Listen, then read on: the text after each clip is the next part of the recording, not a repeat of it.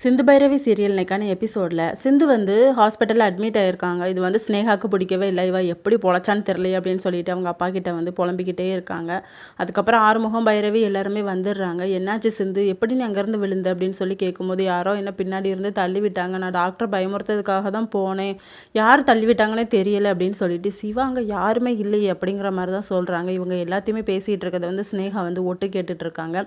அதுக்கப்புறம் ஒரு லேடி டாக்டருமே வந்து பார்க்குறாங்க. அவங்க வந்து தனியாக விசாரிக்கிறாங்க சிந்துக்கிட்ட, யாரோ இவங்கள தள்ளி விட்டுருக்காங்க, அதை நீங்கள் கூடிய சீக்கிரம் கண்டுபிடிக்கணும் அப்படின்னு சொல்லிட்டு. அதுக்கப்புறம் நான் வந்து என்னோடய ஃப்ரெண்டு சஞ்சய்க்கு கால் பண்ணுறேன் அப்படின்னு சொல்லி பைரவி வந்து கால் பண்ணுறாங்க.